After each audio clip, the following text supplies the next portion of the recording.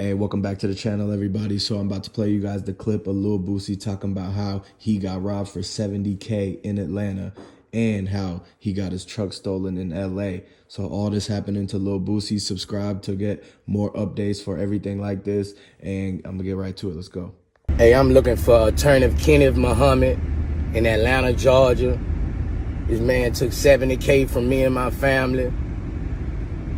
I done went about the right way to get in touch with it. Like, it's crazy, bro. They got lawyers stealing money in Atlanta. His name, attorney Kenneth Muhammad. I got my lawyer Drew to call him.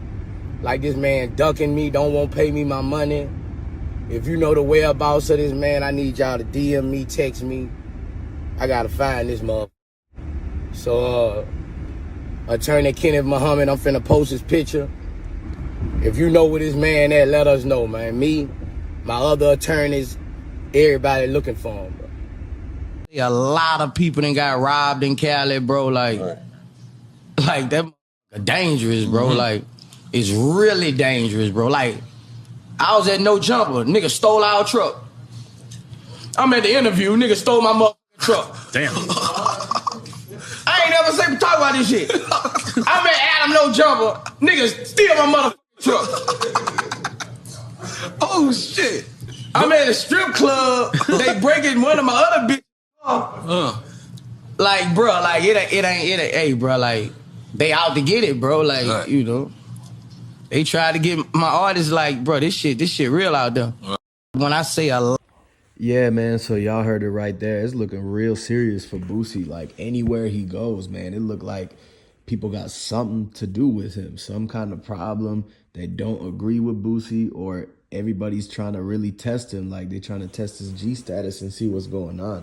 Because ain't no way that not only him, but now they targeted his artists, and the lawyer done ran off with 70K, and that's crazy, man. And then the next thing you know, he pull up to No Jumper and they take his truck, man. How do you get your truck taken from No Jumper? And did No Jumper even speak on this? Because that's crazy. Like, the fact that maybe that's why they had to move locations, because it was too hot. Y'all know how LA is, man, especially with rappers. It's probably because Boosie didn't check in. That might be what it was, man.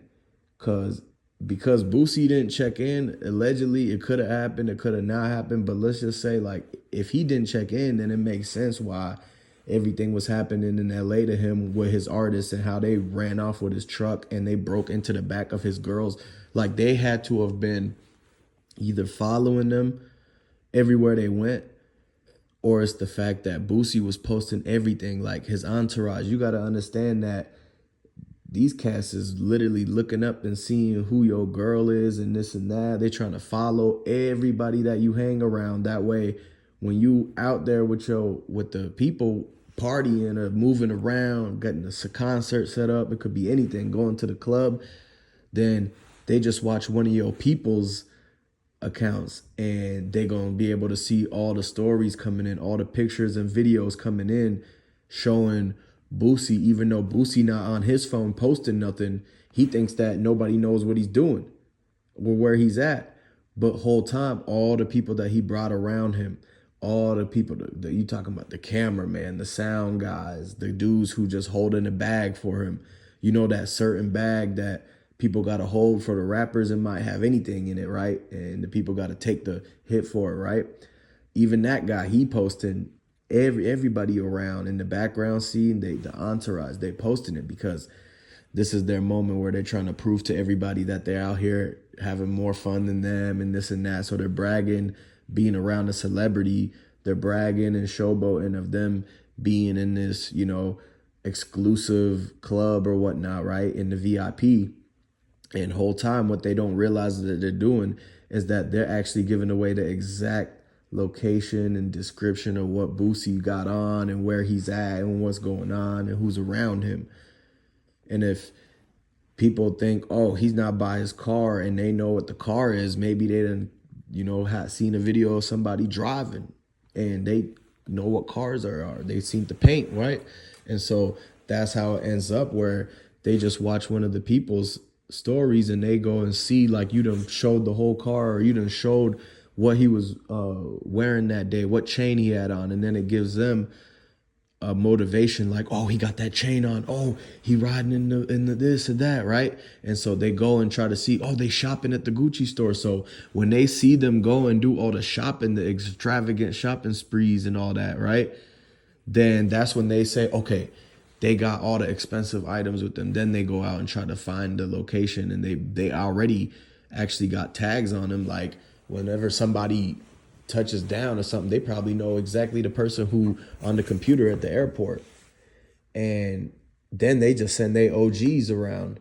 And you got OGs following and figuring out all this thing, sending the small level guys, the street guys to come around and actually be on the block, be in the scene, like pull up and do the actual thing where they do the smash and grab and all that. That happened to Boosie for real. Like it was in his girl's car happened to. His car, they just took his, man. You heard what Boosie just said. They just straight up took it. Like he goes out to put more quarters in his parking spot and they say, yeah, we ain't worried about the parking. The car is gone. And he look at Adam 22 and Adam 22 was like, look, we ain't had nothing to do with this because this is just LA, man. Like, this is crazy, man. The fact that him and like he told Boosie, like, man, you got to be moving a little bit smoother. Like we should have had it somebody else drop you off or something like that. Anyways, you know, they couldn't control that. It was already in motion. Like the people had already figured out everything where Boosie was, the right time, and in the middle of his interview, because you know how Boosie does a lot of interviews. He goes on a lot of different platforms. He goes on a lot of different stations, and he does all the interviews.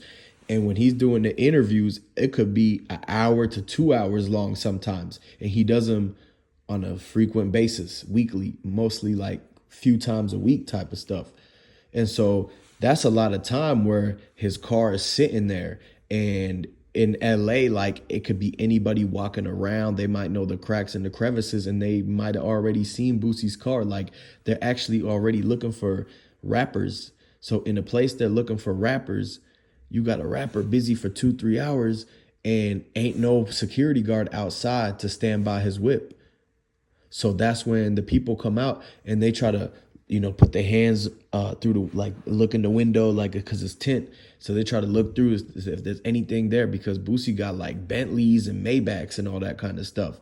So when they look into and they creeping and they looking at the Range Rover, then they see the Gucci and Louis bags and the Balenciaga bags from the shopping spree they already know is in there. Or when they went to the Rolex store, or when they was flexing this much money at the cookie shop or anything like that, right? And then they get followed from them places. And then that's when the dudes try to go and get the valuables and stuff. They really just after the valuables because they have a place to go and take all that. You know how everything works, where it's always some guy out there trying to sell a super expensive item for like $5, $10, $20.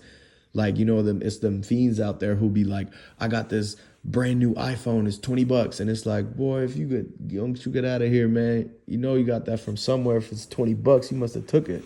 And so that's exactly the kind of things that's happening out here in LA and in just the whole world in reality. Like, and just Boosie happened to be one of the people who got caught up in the mix of the whole situation because he did his interviews too long. The people around him were posting all the stuff where he was at, what shopping spree he was going on, and what designer he just bought, and what bags are in the car, and all the money they got on him. They basically made it to where it was too easy for the people not to notice. And so when they noticed enough, then that's when they actually went and made a move and actually put that into action. And so, because they were like, you know what?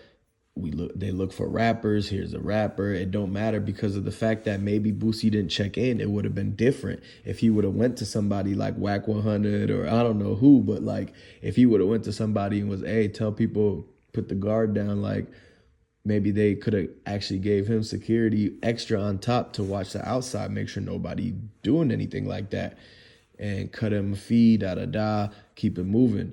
And so, but it's not a perfect world like that. You know, people always going to do what they want. There's a lot of people who not with the movement. And so they really just do their own thing where it's like they roam around. They don't care what territory. They're just going and they're looking for anything because there's people out here who just broke every day. Like they'll theft out here.